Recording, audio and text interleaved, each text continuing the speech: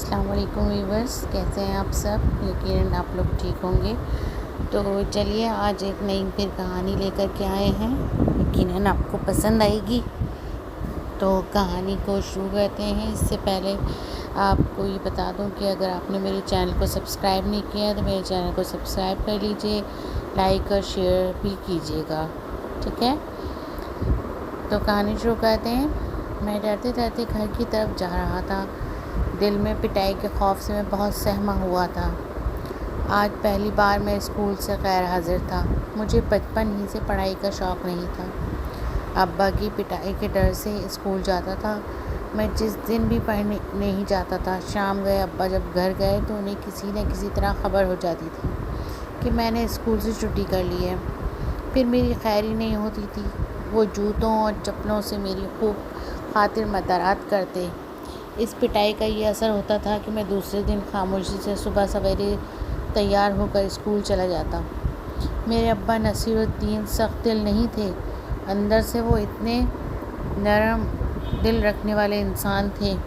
وہ مجھ پر سختی اس لیے کرتے تھے کہ میں خود غربت کے سبب تعلیم حاصل نہیں کر سکتے تھے۔ وہ ابھی 10 سال کے ہی تھے کہ والد کا انتقال ہو گیا اور گھر میں بڑے ہونے کے سبب گھر کی ساری ذمہ داری کا بوجھ ان کے سر پر آ گیا تھا۔ اس لیے ابا نے تعلیم کو خیر بات کہہ کر محنت مزدوری شروع کر دی تھی۔ آہستہ آہستہ محنت کرتے ہوئے اتنے پیسے جمع کر لیے تھے کہ وہ کوئی چھوٹا موٹا کاروبار کر سکیں۔ اپنے ایک دوست ظہیر کے کہنے پر ابا نے ایک دکان کرائے پر حاصل کی اور اس میں سبزی کا کاروبار شروع کر دیا۔ سبزی کا کام ابا کو خوب راس آیا۔ چند سالوں میں ہی انہوں نے ذاتی دکان خرید لی۔ ابا کا اخلاق اتنا اچھا ہونے کے سبب ان کی خوب دکان بھی چلتی تھی۔ انہیں پیسے جمع کرنے کا بھی شوق نہیں تھا، پھر بھی اللہ تعالیٰ نے خوب دولت سے نوازا تھا۔ اس کاروبار سے ان کی شادی دھوم دھام سے ہوئی۔ پھر ان کی دونوں بہنوں ثریا اور بلقیس کی شادیاں ہوئیں۔ ابا کو صرف ایک بات کی کسک تھی کہ وہ تعلیم حاصل نہیں کر سکتے تھے، اس لیے وہ مجھے پڑھا لکھا کر بڑا آدمی بنانا چاہتے تھے۔ اس کے برعکس مجھے پڑھائی کا بالکل شوق نہیں تھا۔ میرا بس چلتا تو اسکول کی صورت بھی نہیں دیکھتا۔ ابا کی پٹائی مجھے اسکول جانے سے مجبور کر دیتی تھی۔ میں تعلیمی مدارج میں طے کرتا ہوا 8ویں جماعت تک پہنچ چکا تھا۔ میں نے اپنا قد کاٹ بھی خوب نکال لیا تھا۔ گاؤں میں میری جماعت میں کئی لڑکے ایسے تھے جو صبح کے وقت تیار ہو کر اسکول کے لیے ضرور نکلتے تھے، لیکن اسکول جانے کے بجائے ادھر ادھر وقت گزار کر چھٹی کے وقت گھر پہنچ جاتے تھے۔ ان کی دیکھا دیکھی میں نے بھی اسکول سے چھٹی کر لی تھی۔ میں مختلف کھیتوں کی سیر کو نکل گیا تھا۔ صبح کے وقت ہرے بھرے کھیت بڑے اچھے لگ رہے تھے۔ دل چاہ رہا تھا کہ شام تک یوں ہی کھیتوں میں گھومتا رہوں، لیکن اس طرح میرے گھر پر وقت پہنچنے سے میری چوری پکڑی جاتی۔ اسی بنا پر میں چھٹی کے وقت گھر کی جانب چلا جا رہا تھا تاکہ گھر والوں کو کسی قسم کا شک نہ ہونے پائے۔ گھر پہنچ کر میں نے بستہ اپنی کمر سے اتارا کہ جیسے میں بہت تھک گیا ہوں۔ لگتا ہے کہ میرے بیٹے نے آج بہت پڑھائی کی ہے، جبھی بہت تھک گیا ہے۔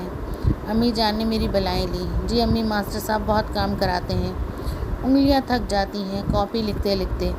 میں نے اپنی انگلیوں کو دباتے ہوئے ایسے اداکاری کی جیسے واقعی میں نے آج اسکول میں بہت لکھا ہے۔ امی جان نے میری انگلیوں کو بڑے پیار سے اپنے ہاتھوں میں لے کر پیار کیا۔ مت گھبراؤ، محنت سے انسان بڑا آدمی بنتا ہے۔ جب تم بڑے آدمی بن جاؤ گے پھر تمہیں احساس ہوگا کہ ماسٹر صاحب تمہیں اسکول میں کام کرایا کرتے وہ تمہارے حق میں اچھا تھا۔ امی جان نے مسکراتے ہوئے میری طرف دیکھا۔ آپ تو ماسٹر کی ایسے طرفداری کرتی ہیں جیسے وہ رشتہ دار ہو، میں نے جلتے بھونتے ہوئے کہا۔ خیر، جب بھی ماسٹر صاحب کی برائی کرتا امی جان ان کی تعریف شروع کر دیتی تھی۔ یہ بات مجھے بہت بری لگتی تھی۔ میں نے ماسٹر صاحب کی بہت تعریف کی سنی ہے کہ وہ شاگردوں پر بہت محنت کرتے ہیں۔ یہی وجہ ہے کہ ان کے شاگرد آج بڑے بڑے سرکاری عہدوں پر کام کر رہے ہیں، کوئی ڈاکٹر ہے، کوئی انجینئر ہے، امی جان نے کہا، اور وہ خود وہیں رہ گیا، ماسٹر سے آج تک آگے نہ بڑھ سکی۔ میں نے جل کر کہا، بیٹے ایسے نہیں کہتے، وہ تمہارے استاد ہیں، استاد کا کام بچوں کو پڑھانا ہے۔ اگر وہ کوئی اور کام کرتے تو پھر ان کی شاگرد کیسے ترقی کرتے؟ امی، یہ سب کہنے کی باتیں ہیں۔ ماسٹر صاحب کے ایسے شاگردوں کو بھی جانتا ہوں جو گدھا گاڑی چلاتے ہیں۔ مجھ سے ماسٹر صاحب کی یہ تعریف ہضم نہیں ہو رہی تھی۔ اس لیے میں برابر کی مخالفت میں بول رہا تھا۔ یہ ضروری نہیں ہے کہ ایک استاد کے سارے شاگرد ترقی کر جائیں۔ کچھ ان کے شاگرد بھی ہوتے ہیں جو وقت کی قدر کرتے ہیں، پڑھائی پر بالکل توجہ نہیں دیتے، جس کا نقصان انہیں ہی ہوتا ہے، استاد کی صحت پر کوئی اثر نہیں پڑتا۔ امی بہت زوروں کی بھوک لگی ہے، میں نے موضوع بدلنے کے لیے کہا۔ بھوک ضرور لگی تھی، مگر اتنی شدید بھی نہیں کہ برداشت نہ کر سکوں۔ ہاں کیوں نہیں، آج میں نے اپنے بیٹی کی پسندیدہ ڈش بنائی ہے، دال چاول، تمہیں بہت پسند ہے نا؟ امی جان نے مسکراتے ہوئے کہا۔ جی امی، میں اتنا کہہ سکا۔ امی جان انٹر پاس تھیں، اس لیے وہ اتنی اچھی گفتگو کر لیتی تھیں اور سامنے والے کو باتوں ہی باتوں میں لاجواب کر دیتی تھیں۔ میں ماسٹر صاحب کی خوب برائی کرنا چاہتا تھا، مگر امی جان کے سامنے میری ایک بھی نہ چل سکی تھی، اس لیے میں نے بھوک کا ذکر کر کے اس بات کا موضوع ہی تبدیل کر دیا تھا۔ رات گئے ابا کی واپسی ہوئی، اس وقت میں صحن میں چارپائی پر لیٹا ہوا تھا۔ ابا کو دیکھ کر میں خوفزدہ ہو گیا۔ میں ڈر رہا تھا کہ کہیں انہیں میرے اسکول نہ جانے کی خبر تو نہیں ہو گئی ہو۔ اگر ایسا ہے تو مجھے مار کر ادموا کر دیں گے، لیکن ایسا نہیں ہوا۔ ابا نے مجھے دیکھا، میں دم ساتھ کے ایسا بن گیا جیسے سو رہا ہوں۔ مجھے سوتا دیکھ کر وہ کمرے کے اندر چلے گئے۔ میں دل ہی دل میں خوش ہو رہا تھا کہ شکر ہے ابا کو میرے اسکول سے غیر حاضر ہونے کی خبر نہیں، ورنہ وہ ابھی مجھے مارنا شروع کر دیتے۔ دوسرے دن میں اسکول جانے کے ارادے سے تیار ہو کے گھر سے نکلتا تھا، پھر نہ جانے کیوں ایسا ہوا کہ میں جب اسکول کے کچھ فاصلے پر تھا، میرا ارادہ تبدیل ہو گیا اور میرا رخ کھیتوں کی طرف ہو گیا۔ آج مجھے اپنے اسکول کے وہ ساتھی بھی مل گئے تھے جو اسکول کا وقت ادھر ادھر گھوم کر پورا کر لیتے تھے۔ وہ مجھے دیکھ کر بہت خوش ہوئے۔ نیاز محمد، تم بھی؟ نوازش نے مسکراتے ہوئے کہا۔ جب تم تفریح کر سکتے ہو تو کیا میرا حق نہیں بنتا کہ کبھی کبھار تفریح کر لوں؟ میں نے جواباً کہا۔ ضرور، تمہیں تمہارے حق سے کون روک سکتا ہے؟ کاشف نے کہا۔ دوستوں کی جانب سے خوش آمدید کہنے پر میں خوش ہو گیا۔ اب ہمارا روز کا یہ معمول بن گیا تھا کہ صبح اسکول کے لیے تیار ہو کر گھر سے نکلتے، پھر ایک مخصوص مقام پر مل کر پروگرام مرتب کرتے، اور آج کدھر کی سیر کو جانا ہے۔ 15 دن ایسے ہی گزرے کہ پتہ ہی نہیں چلا۔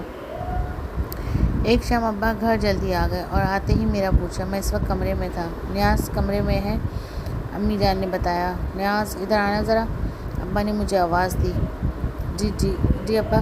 میں ابا کی کڑکدار آواز سے سہم گیا تھا۔ مجھے دیکھتے ہی ابا نے اپنا جوتا نکالا اور میری پٹائی شروع کر دی۔ اس اچانک پٹائی سے میں بوکھلا گیا۔ میرے منہ سے سوائے کوئی آہ کے کچھ نہیں نکل رہا تھا۔ کیا ہو گیا ہے؟ میرے بچوں کو آپ کیوں مار رہے ہیں؟ امی نے مجھے ٹھرانے کی کوشش کی۔ دور ہو جا ورنہ تیری بھی پٹائی کر دوں گا۔ ابا بہت غصے میں تھے۔ کچھ پتہ بھی چلے اس نے کیا کر دیا جو آپ اسے پیٹ رہے ہیں؟ آوارگی ہو گیا ہے تمہارا لاڈلا، اسکول جانے کے بجائے ادھر ادھر آوارہ گردی کر کے گھر چلا آتا ہے۔ ابا بولے۔ یہ آپ سے کس نے کہہ دیا؟ یہ تو روزانہ گھر سے تیار ہو کر اسکول جاتا ہے۔ یہ ہمیں بیوقوف بنانے کے لیے اسکول جانے کو تیار ہو کر گھر سے نکلتا ہے، پھر اسکول جانے کے بجائے دوسرے آوارہ لڑکوں کے پاس چلا جاتا ہے جو اسے کہیں اور لے جاتے ہیں۔ ابا میری پٹائی کرتے کرتے بری طرح ہانپنے لگے تھے۔ بچے کو مارنے سے پہلے پوچھ لیتے کہ اس بات سچ ہے یا نہیں، امی خفا ہوتے ہوئے بولی۔ پہلے مجھے مسجد کے پیش امام صاحب نے بتایا، پھر میں نے ماسٹر نذیر صاحب سے پوچھا تو انہوں نے بتایا کہ آپ کا لاڈلا 15 دن سے اسکول ہی نہیں آ رہا۔ ابا غصے سے پکارتے ہوئے بولے۔ کیوں بیٹے، یہ ابو کیا کہہ رہے ہیں؟ امی نے کندھا پکڑتے ہوئے پوچھا۔ میں کیا کہتا، میں مجرم تھا۔ پیش امام نے کئی بار مجھے آوارہ گردی کرتے ہوئے دیکھا تھا، اس لیے میری شکایت لگائی تھی۔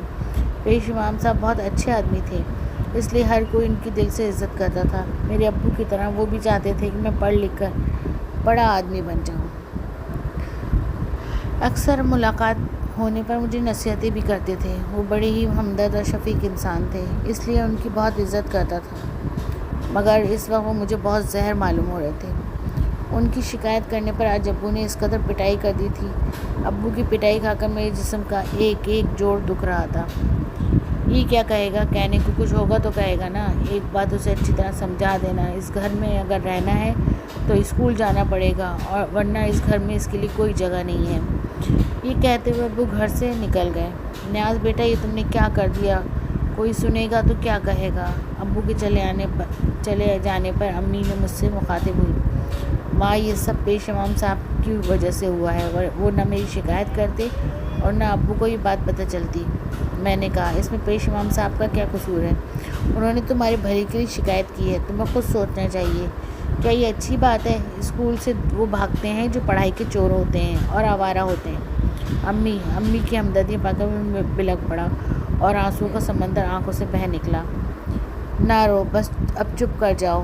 امی نے مجھے سینے سے لگایا۔ ابو نے بہت زور سے پیٹا ہے۔ میں نے کہا تمہارے بھلے کے لیے ہی مارا ہے، وہ تمہارے دشمن تھوڑی ہیں۔ میری پٹائی ایسی کی ہے کہ میں ان کا بیٹا نہیں، کسی دشمن کا بیٹا ہوں۔ انسان کے غصے میں جذبات کہاں قابو رہتے ہیں؟ غصے میں آنا ان کا فطری عمل ہے۔ تم نہ ایسی حرکت کرتے نہ وہ پٹائی کرتے۔ اب آئندہ ایسی حرکت نہیں کرنا، ورنہ تم جانتے ہو اپنے ابو کے غصے کو۔ اس لیے تمہاری بہتری اسی میں ہے کہ ان آوارہ لڑکوں سے دوستی ہمیشہ کے لیے ختم کر دو، کیونکہ وہ تمہارے دوست ہرگز نہیں ہو سکتے۔ وہ تمہارے پکے دشمن ہیں، وہ نہیں چاہتے کہ تم ترقی کرو۔ امی نے میرے سر پر شفقت سے ہاتھ رکھتے ہوئے کہا۔ میں مزید کچھ بولنے کے بجائے سسک کر رہ گیا۔ مجھے اس بات کا اندازہ ہو گیا تھا کہ اگر پھر میں نے اسکول جانے کے بجائے آوارہ شروع کر دی تو امی کی طرف سے کوئی ہمدردی کی امید نہیں ہوگی۔ اس معاملے میں وہ ابو کا ہی ساتھ دیں گی، اس لیے میرے حق میں یہی بہتر تھا کہ میں آوارہ گردی چھوڑ کر اسکول جانے لگوں، اور پھر میں نے ایسے ہی کیا۔ دوسرے دن شرافت سے اسکول چلا گیا۔ ماسٹر صاحب مجھے دیکھ کر مسکرائے، لیکن کہا کچھ نہیں، کیونکہ وہ جانتے تھے کہ انہیں میری غیر حاضری پر جو پٹائی کرنی تھی وہ ابو پہلے ہی سے گھر پر کر چکے ہوں گے۔ اس واقعے کے چند دنوں بعد میں گلی سے باہر سڑک پر نکل رہا تھا کہ سامنے سے پیش امام صاحب آ گئے۔ ہم دونوں کی نظریں ایک لمحے کو ملیں اور پھر میں نے نظریں نیچے کر لی تھیں۔ میں ان سے بچ کر نکل جانا چاہتا تھا۔ وہ مجھے اپنی شکایت لگائے جانے کا شدید دکھ تھا کہ ان کی شکایت پر میری پٹائی ہوئی ہے۔ اگر وہ ابو سے شکایت نہ کرتے تو کبھی بھی ماسٹر صاحب نہ پوچھتے کہ میں اسکول آ رہا ہوں یا نہیں، اور میں خوب سیر و تفریح مشغول رہتا۔ میں جیسی نظریں بچاتے ہوئے ان کے پاس سے گزرنے لگا اور میرے سامنے آ گئے۔ نیاز بیٹے ناراض ہو؟ پیش امام صاحب نے پوچھا۔ جی، میں ایک لمحے کو چونکا۔ تم میری شکایت کرنے پر ناراض ہو؟ دیکھو بھائی، میں تمہارے بھلے کی بات کی ہے۔ وہ مجھے غور سے دیکھ رہے تھے۔ مجھے کچھ سمجھ نہیں آ رہا تھا کہ انہیں کیا کہوں۔ دل میں ان پر بہت غصہ آ رہا تھا کہ ایک تو میری شکایت کر دی اور پھر مجھے غصہ دلانے کو بتا بھی رہے ہیں۔ میں جب بھی کچھ نہیں بول سکا تو وہ خود سے بولے، اسکول سے بھاگنا اچھی بات نہیں ہوتی۔ جو بچے اسکول سے بھاگتے ہیں وہ کبھی بھی بڑے آدمی نہیں بن سکتے۔ تمہارے ابو کی بڑی خواہش ہے کہ تم پڑھ لکھ کر بڑے آدمی بنو۔ ایسا بھی جبھی ہو سکتا ہے جب تم دل لگا کر خوب تعلیم حاصل کرو۔ میں ان کی بات خوب سمجھ رہا تھا۔ اس وقت میری جو عمر تھی، اس عمر میں بچے عموماً یہ بات سمجھتے ہوئے سیر و تفریح کرنا چاہتے ہیں جو بزرگوں کی نظر میں آوارہ گردی کرنا ہے۔ ہاں، میں کوشش کروں گا، بشرطے کہ میرا دل پڑھائی میں لگ جائے۔ میں نے کہا پڑھائی میں دل نہ لگے تب بھی زبردستی اسے لگاؤ۔ یہ وقت گزر جانے کے بعد پھر لوٹ کر نہیں آئے گا اور تمہارے پاس سوائے افسوس اور ہاتھ ملنے کو کچھ باقی نہ رہے گا۔ وہ مجھے سمجھاتے ہوئے بولے۔ میری سمجھ میں نہیں آ رہا تھا کہ انہیں کیا جواب دوں، اسی لیے ان کی بات کا ہاں ہوں میں جواب دیتا رہا۔ وہ مجھے سمجھا کر ایک جانب بڑھ گئے۔ میری یہ سمجھنے والی عمر کہاں تھی؟ مجھے اسکول سے غیر حاضر رہ کر آوارہ گردی کرنے کا شوق پڑ چکا تھا۔ وہ کسی طور پر ختم ہونے کا نام نہیں لے رہا تھا۔ میرے 10-15 دن اسکول باقاعدگی سے جاتا دیکھ، لیکن پھر آوارہ گردی شروع کر دینا۔ جب بھی ابو کو میری آوارہ گردی کی خبر ملتی وہ میری پٹائی لگا دیتے۔ اس پٹائی کا یہ اثر ہوتا کہ میں پھر سے اسکول جانے لگتا۔ جب دیکھتا ابو مطمئن ہو گئے ہیں پھر چھٹیاں کرنے لگتا۔ پیش امام صاحب جب بھی مجھے نصیحتیں کرتے ہوئے پڑھنے پر توجہ دینے کی تلقین کرتے، مجھے نہ جانے کیوں ان کی نصیحتیں پسند نہیں آتی تھیں۔ وہ جب سرراہ مجھے نظر آتے تھے ان سے بچنے کی کوشش کرتا، لیکن مجھے آواز دے کر روک لیتے تھے۔ وہ مسجد کے پیش امام ہونے کے ساتھ ساتھ ابو کے دوست بھی تھے، اس لیے ان کا احترام کرنا ضروری تھا۔ میں نے جیسے تیسے کر کے میٹرک پاس کر ہی لیا تھا۔ گاؤں میں اس وقت انٹر کا داخلہ لینے کے لیے کالج نہیں تھا۔ جس بچے کو بھی نئی انٹر کرنا ہوتا اسے شہر کی کسی کالج میں داخلہ لینا ہوتا تھا۔ ابو کی خواہش پر مجھے بھی تعلیم حاصل کرنے کے لیے شہر جانا پڑا۔ شہر میں میری خالہ بطول رہتی تھیں۔ طے یہی پایا تھا کہ میں ان کے گھر رہوں گا۔ اتفاق سے شہر جانے سے 2 دن قبل میں جمعے کی نماز پڑھنے مسجد میں گیا۔ جب میں نماز پڑھ کر مسجد سے باہر آنے لگا تو پیش امام صاحب نے مجھے آواز دے کر بلا لیا۔ میں جب ان کے پاس گیا تو مسکراتے ہوئے بولے، نیاز محمد، سنا ہے کہ تمہارا شہر کے کالج میں داخلہ ہو گیا ہے؟ جی، میں نے مختصر جواب دیا۔ دیکھو بیٹا، شہر جا کر وہاں کی رونق میں مصروف نہ ہو جانا، دل لگا کر پڑھنا۔ تمہیں تمہارے ابو کا نام روشن کرنا ہے۔ میں پوری کوشش کروں گا میرا دل پڑھائی میں لگ جائے۔ کوشش نہیں، زبردستی دل لگانا، جبھی تو تم تعلیم کے میدان میں کامیاب ہو گئے۔ پیش امام صاحب نے میرے سر پر شفقت سے ہاتھ پھیرا۔ میں کیا کروں، میرا دل پڑھائی میں نہیں لگتا، زبردستی دل مار کر پڑھ رہا ہوں۔ بے اختیار میرے دل کی بات زبان پر آ گئی۔ یہ عمر ہی ایسی ہوتی ہے، سیر سپاٹے میں دل لگتا ہے۔ تم تعلیم حاصل کر لو، پھر پوری زندگی سیر سپاٹے کرتے رہنا۔ ٹھیک ہے، میں سیر و تفریح سے زیادہ تعلیم پر توجہ دوں گا، میں نے جان چھڑانے کو کہا۔ شاباش، میری دعائیں تمہارے ساتھ ہیں۔ جب بھی تم خود کو کسی مصیبت میں پاؤ، ایک بار مجھے ضرور یاد کر لینا، پیش امام صاحب نے خوش ہوتے ہوئے کہا۔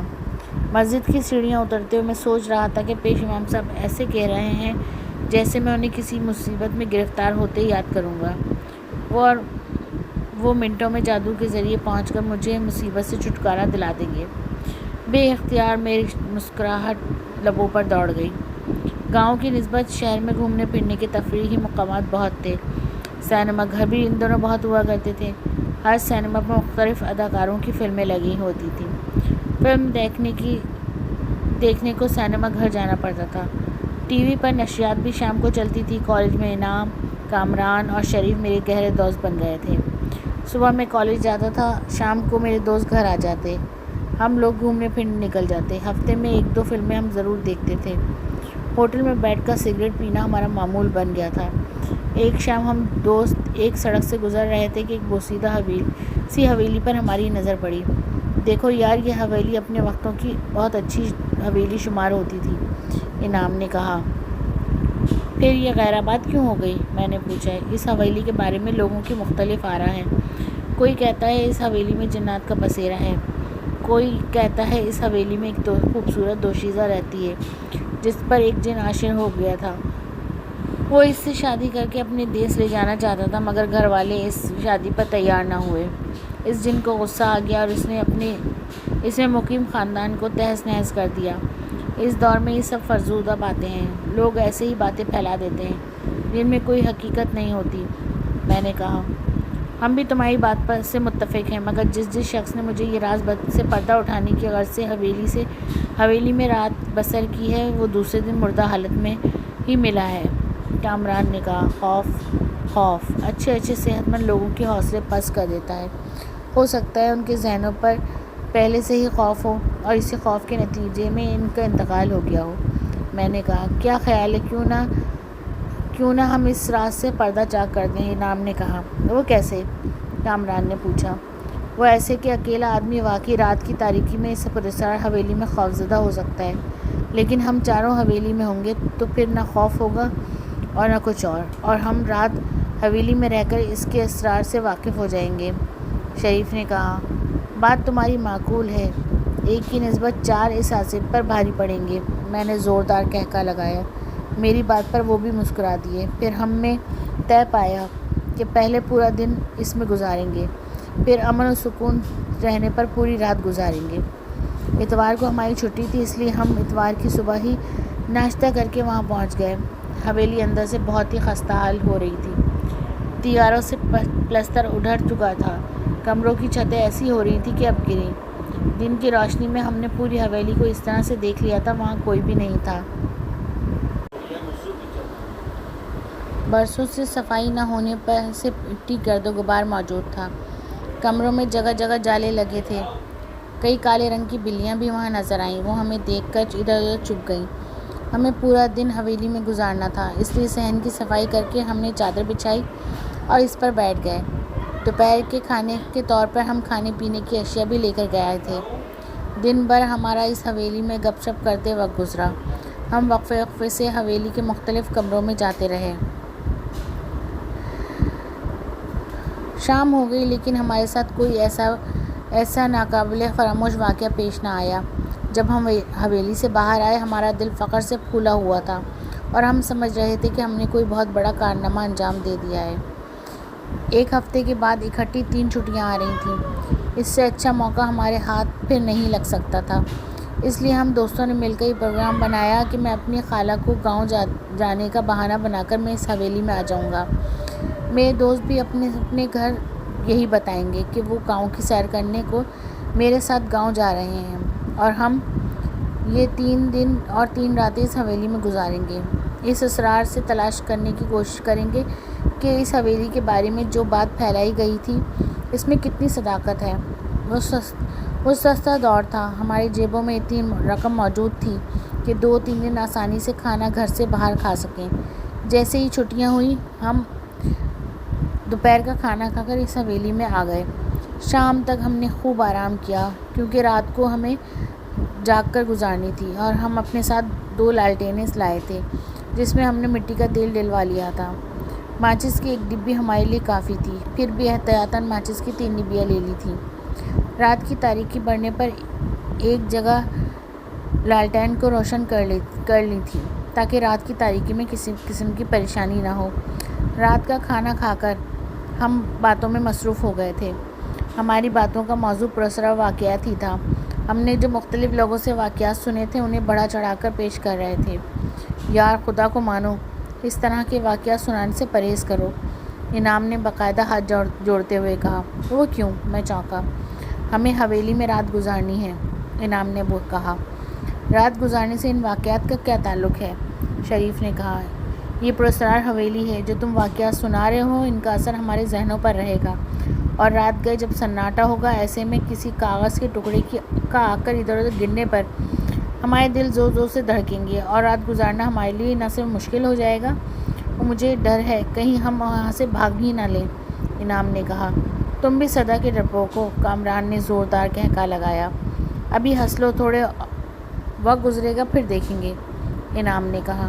ہاں بھائی، ہم واقعی کچھ دیکھنے کو ہی جمع ہوئے ہیں، میں مسکرایا۔ وقت تیزی سے گزر رہا تھا، ہمیں باتوں میں احساس ہی نہ ہوا تھا۔ رات کا 1 بجتے ہی میری دوستوں کو نیند آنے لگی تھی۔ وہ نیند کے بہت کچے تھے۔ میں بار بار انہیں اس بات کا احساس دلا رہا تھا کہ ہم یہاں سونے نہیں بلکہ ایک خاص مقصد کے تحت آئے ہیں۔ رات میں بالکل بھی نہیں سونا ہے، مگر ان کی سمجھ میں میری بات بالکل بھی نہیں آ رہی تھی۔ وہ مجھے یہ بات یقین دلاتے کہ وہ نہیں سوئیں گے، سو گئے۔ میرے بار بار اٹھانے پر بھی نہیں اٹھ رہے تھے۔ میں نے جب دیکھا کہ وہ نہیں اٹھ رہے تو اکیلے جاگنے کا سوچ لیا تھا۔ رات کا نہ جانے کون سا پہر تھا کہ میری آنکھ نیند سے بوجھل ہونے لگی تھی کہ اچانک مجھے ذہن میں کسی کے موجود ہونے کا احساس ہوا۔ ایک لمحے کو مجھے ڈر لگا کہ تجسس، اور پھر تجسس کے ہاتھوں مجبور ہو کر میں لالٹین اٹھائی اور کمرے سے باہر نکل گیا۔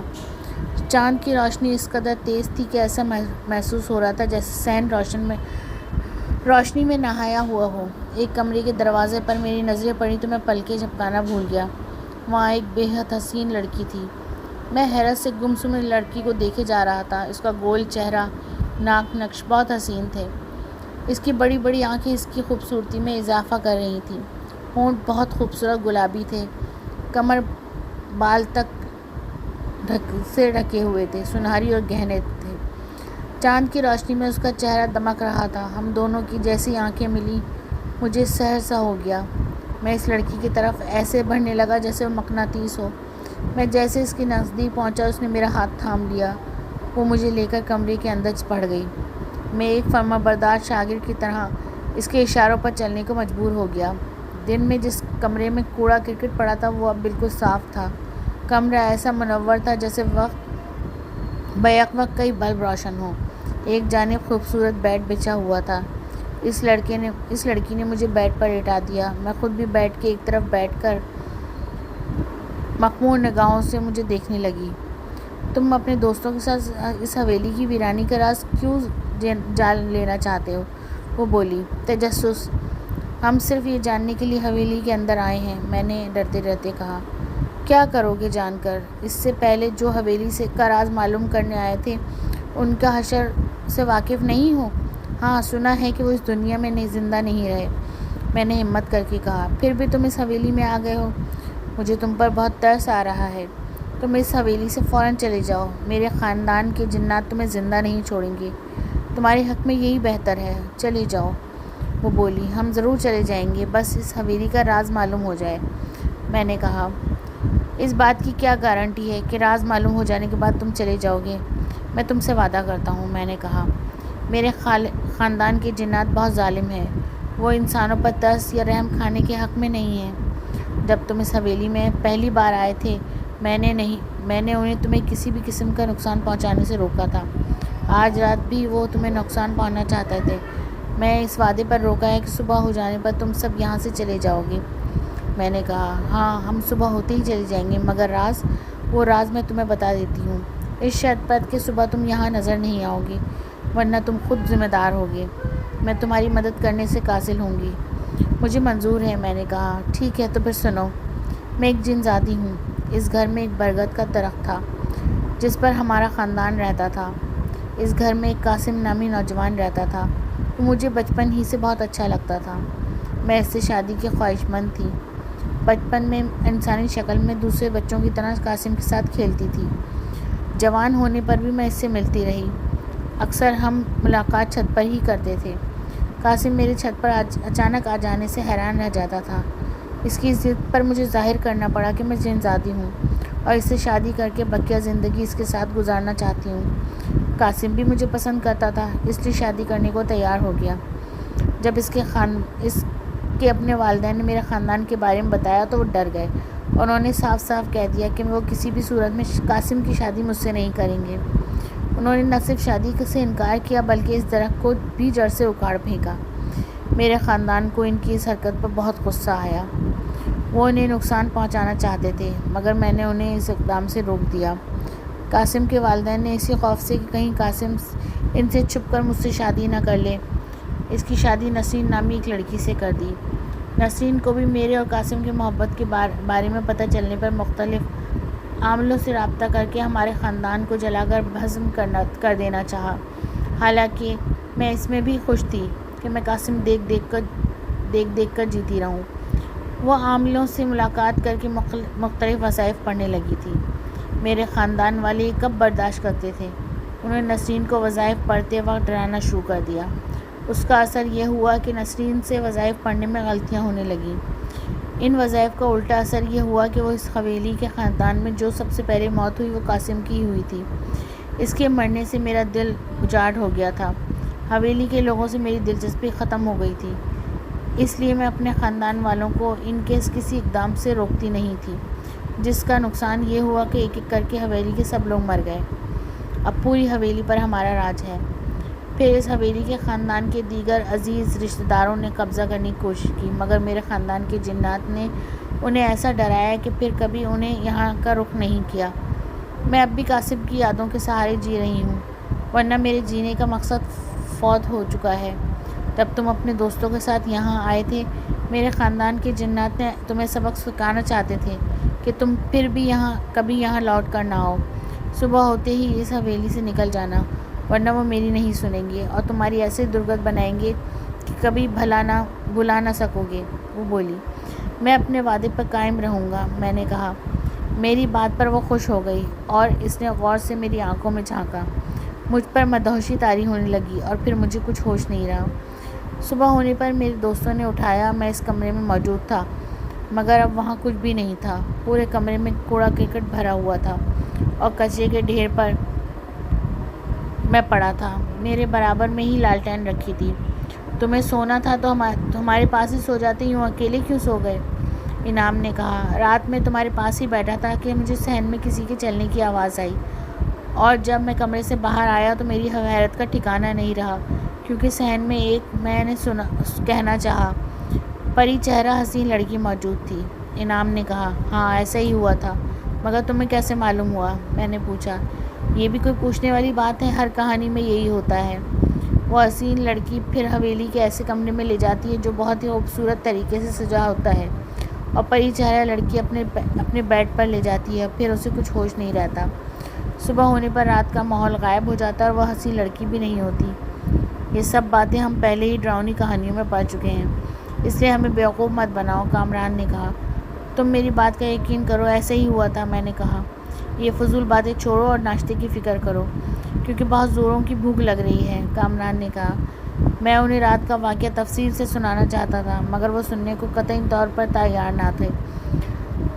ہم نے قریبی ہوٹل میں جا کر ناشتہ کیا۔ ناشتے کے دوران میں نے زبردستی پورا واقعہ سنا دیا، اس جن زادی سے کیا وعدہ بھی بتا دیا۔ وہ مسکراتے ہوئے یہ واقعہ سن کر بولے، دیکھو نیاز محمد، تمہیں اپنا گھر یاد آ رہا ہے، اس لیے تم چاہو تو اپنے گھر چلے جاؤ۔ ہم بالکل بھی یہاں سے نہیں جائیں گے، انعام نے کہا۔ ہم جس مقصد کے تحت یہاں آئے تھے وہ حل ہو چکا ہے، اس لیے مزید یہاں ٹھہر کر اپنا قیمتی وقت ضائع نہیں کریں گے۔ میں نے انہیں سمجھایا، وقت ہوتا ہے اسی لیے کہ اسے ضائع کیا جائے۔ میں تمہیں چھوڑ کر نہیں جا سکتا اور یہ بھی برداشت نہیں کر سکتا کہ جنات تمہیں کسی بھی قسم کا نقصان پہنچائے۔ میں نے کہا، یار ہمیں جنات کس طرح نقصان پہنچا سکتے ہیں؟ تم نے آتے ہی ان کی لڑکی کو پھانس لیا ہے، ہم اب ہر طرح کے خطرے سے محفوظ ہو گئے ہیں۔ شریف نے زوردار قہقہہ لگایا۔ میرے بار بار سمجھانے پر بھی وہ نہیں مانے۔ وہ کسی بھی صورت اس حویلی سے کہیں جانے کو تیار نہ تھے۔ مجبوراً مجھے بھی ان کے ساتھ رکنا پڑا، مگر میں اندر سے پوری طرح خوفزدہ بھی تھا کہ کہیں ہمیں جنات نقصان نہ پہنچائیں۔ رات کے 12 بجنے پر ہم چوکس تھے۔ وہ تینوں بظاہر مجھ پر ظاہر کر رہے تھے کہ وہ کسی بھی طرح خوفزدہ نہیں ہیں۔ ان کے چہروں سے خوف عیاں تھا اور ہم اپنا خوف دور کرنے کو بات چیت کر رہے تھے۔ اچانک شریف پر پانی آ گرا۔ اس کے جسم پر موجود کپڑے مکمل طور پر گیلے ہو گئے۔ بے اختیار ہمارے نظریں کمرے کی چھت پر اٹھ گئیں۔ وہاں کچھ بھی نہیں تھا۔ کمال ہے، کمرے کے اندر کچھ بھی نہیں ہے۔ پھر ایسا لگ رہا جیسے کسی نے بالٹی بھر کر پانی شریف پر ڈال دیا ہے۔ کامران نے کہا، ہماری خاطر مدارات کا سلسلہ شروع ہو گیا، اس لیے ہمیں اب ہوشیار ہو جانا چاہیے۔ میں نے کہا، واقعی ہماری خاطر مدارات کا سلسلہ شروع ہو گیا۔ شریف نے مسکرا کر اپنے چہرے پر آئے خوف کو دور کرنے کی کوشش کی۔ کچھ وقت گزرنے پر مجھے نیند کے جھونکے آنے لگے۔ میں نے ایک لمحے کو آرام کے لیے آنکھیں بند کی تھی کہ میری آنکھ لگ گئی۔ پھر مجھے کچھ بھی ہوش نہ رہا۔ سوتے مجھے ایسا محسوس ہوا کہ وہ میری ٹانگیں کھینچ رہا ہے۔ میں ہڑبڑا کر اٹھ کھڑا ہوا۔ میں کیا دیکھتا ہوں، کمرے میرا کوئی دوست نہیں ہے۔ ایک خوفناک شکل کی پراسرار مخلوق کھڑی ہے، جسے انسان بھی نہیں کہہ سکتے۔ وہ قہر آلود نظروں سے مجھے گھور رہی تھی۔ خوف کے مارے میرے جسم پر کپکپی سی طاری ہو گئی۔ مجھے دیکھ کر ایسی آواز میں مخاطب ہوئی جو میری سمجھ میں نہیں آ رہی تھی۔ میری مسلسل خاموشی پر اس نے مجھے زوردار لات ماری۔ تکلیف کی شدت سے میری چیخ نکل گئی۔ میری چیخ سن کر اس مخلوق نے ایسے اچھل کود کرنی شروع کر دی جیسے اسے خوشی ملی ہے۔ میں نے اپنی دوستوں کو آوازیں دیں، مگر ان کو دور دور تک بھی پتہ نہ تھا وہ میری مدد کو بھلا کیسے آ سکتے تھے۔ وہ مخلوق اچانک اچھلتے کودتے کرتے کرتے رک گئی اور پھر مجھے ایک لات رسید کی۔ میں درد سے بلبلا اٹھا۔ اب تو جیسے اس مخلوق کو تفریح مل گئی، وہ وقفے سے زوردار لاتیں رسید کرنے لگی۔ میں جیسے ہی درد سے چیختا وہ زور زور سے اچھلنے لگتی۔ میں ایک عجیب عذاب میں مبتلا ہو گیا تھا۔ اس مخلوق نے لاتیں مار مار کر مجھے ایسا ادموا کر دیا تھا کہ میں اٹھ کر بھاگ بھی نہیں سکتا تھا۔ تکلیف کی شدت سے میرے آنسو نکل کر زمین پر گر رہے تھے۔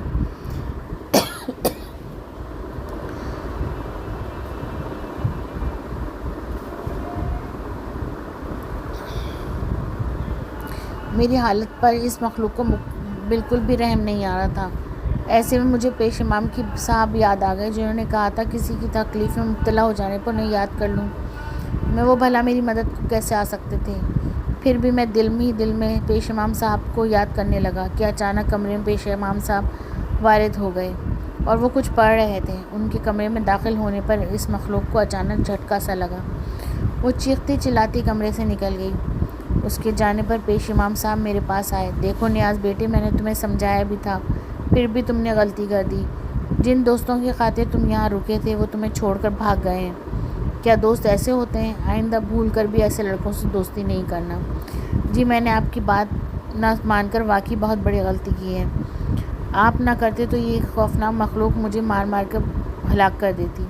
میں نے کہا، میں کمرے میں کچھ پڑھ کر پھونک دیتا ہوں، اس کا فائدہ یہ ہوگا کہ تم صبح تک کوئی بھی مخلوق یہاں تمہیں کچھ نہیں کہے گی، لیکن صبح ہوتے ہی اس حویلی سے نکل جانا۔ پیش امام صاحب نے کہا، رات میں آپ کہاں جائیں گے؟ یہاں رک جائیں، مجھے صبح اپنے گاؤں لے کر چل دیں۔ میں نے کہا، مجھے بہت طویل سفر پر جانا ہے، میرا یہاں سے جانا بہت ضروری ہے۔ پیش امام صاحب نے کہا۔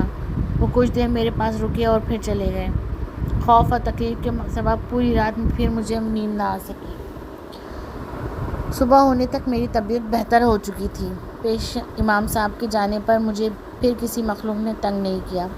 مجھے اپنے دوستوں کے رویے پر بہت افسوس ہوا اور میں نے دل میں تہیہ کر لیا تھا کہ آئندہ دوست بنانے میں احتیاط برتوں گا۔ وہ دن میں خود کو بہت بہادر ثابت کرتے تھے، لیکن رات میں مجھے چھوڑ کر ایسے ہی بھاگ گئے۔ صبح ہونے پر میں سیدھا گاؤں پہنچا۔ میں جب گھر پہنچا، ابا جان بھی گھر میں ہی موجود تھے۔ انہی کی زبانی مجھے پتہ چلا کہ پیش امام صاحب کا کل رات انتقال ہو گیا تھا۔ صبح ان کی تدفین بھی ہو چکی ہے، تو مجھے شہرت کا جھٹکا لگا۔ مجھے کسی بھی صورت میں یقین نہیں آ رہا تھا کہ پیش امام صاحب کا انتقال ہو چکا ہے۔ میں رات کا واقعہ سنانا چاہتا تھا، مگر یہ سوچ کر نہیں بتایا کہ میری رات کا کسی کو بھی یقین نہیں آئے گا۔ میں جب شام کو امام صاحب کے قبر پر فاتحہ پڑھنے گیا تو میرے ساتھ ابا جان بھی تھے۔ جب فاتحہ پڑھ کر میں فارغ ہوا تو مجھے ایسا محسوس ہوا میرے پیچھے کوئی ہے۔ میں ابھی پلٹ کر دیکھنا ہی چاہتا تھا کہ مجھے اپنے سر پر کسی کی شفقت بھرا ہاتھ محسوس ہوا۔ کیا بات ہے بیٹے، کیا دیکھ رہے ہو؟ ابا جان نے پوچھا۔ ہمارے پیچھے کوئی بھی نہیں ہے، میں نے کہا۔ ہاں، کوئی بھی نہیں ہے۔ کیا تمہارے کسی دوست کو آج آنا تھا؟ ابو نے پوچھا۔ جی نہیں، میں نے کہا۔ رات سے ہی میرے ساتھ جو واقعات پیش آ رہے تھے، اگر میں کسی کو نہ بتاتا تو کوئی بھی میری بات کا یقین نہیں کرتا، اس لیے میں نے خاموش رہنا ہی بہتر جانا۔ 40 سال کا عرصہ ایسے چپلک چپکتے میں گزر گیا کہ پتہ ہی نہیں چلا۔ آج صبح ناشتے کی ٹیبل پر میں تازہ اخبار کا مطالعہ کر رہا تھا کہ اچانک میری نظر ایک خبر پر پڑی۔ خبر کے مطابق کل شام تیز طوفانی بارش سے پرانی حویلی گر کر زمین بوس ہو گئی تھی۔ ساتھ میں حویلی کی پرانی تصویر بھی تھی، جسے دیکھ کر میری پرانی یادیں تازہ ہو گئی تھیں۔ وہ واقعات جو ہمارے ساتھ اس حویلی میں پیش آئے تھے، میرے سامنے کسی فلم کی طرح آ گئے تھے، اور چند لمحوں تک میں ان واقعات میں کھو سا گیا۔ اس پرانی حویلی کی جو خستہ حالت تھی، اسے دیکھتے ہوئے حویلی کو 40 سال پہلے ہی گر جانا چاہیے تھا۔ عمارت کے گرنے سے کسی بھی قسم کا نقصان نہیں ہوا تھا، اور ہوتا بھی کیسے؟ اس حویلی کے قریب لوگ دن میں جانے سے کتراتے تھے، پھر طوفانی بارش میں کسی کو اپنی جان سے ہاتھ تھوڑی دھونا تھا۔ پیش امام صاحب کی ہدایت پر میں نے انعام شریف اور کامران سے دوستی ختم کر لی تھی۔ وہ دوست کہلانے کے لائق نہیں تھے۔ مجھے حویلی میں سوتا چھوڑ کر چلے گئے تھے، اور یہ بہت بہادر بنتا ہے تو اس کا انجام کیا ہوتا تھا، مگر یہ بات ابھی تک ذہن تسلیم نہیں کرتا تھا کہ رات گاؤں میں پیش امام صاحب کا انتقال ہو گیا تھا، تو پھر وہ مجھے کسی طرح اس مخلوق سے بچانے کے لیے آ گئے تھے۔ وہ مجھے اس خوفناک مخلوق سے نہ بچاتے تو میں آج یہ کہانی لکھنے کے لیے زندہ نہ ہوتا۔ جی ناظرین، تو آپ نے یہ کہانی سنی، بہت ہی زبردست کہانی تھی، اور یہ ہمارے لیے ایک سبق بھی تھی کہ دوست بھی ہم کو دیکھ کر کے بنانے چاہیے۔ جو برے وقت میں ساتھ نہ دے، وہ اچھا دوست کبھی بھی نہیں ہوتا ہے۔ تو آپ نے اس سے یہ بھی سیکھ لی ہوگی کہ ہمیں دوستوں کو بھی اچھے سے دیکھ کر کے ان کو ساتھ دینا چاہیے، ان کو دوست بنانا چاہیے، اور جو وقتی دوست ہوتے ہیں وہ اچھے بالکل بھی نہیں ہوتے۔ تو انشاءاللہ ایک نئی کہانی کے ساتھ پھر حاضر ہوں گے، تب تک کے لیے مجھے اجازت دیجیے۔ اللہ حافظ۔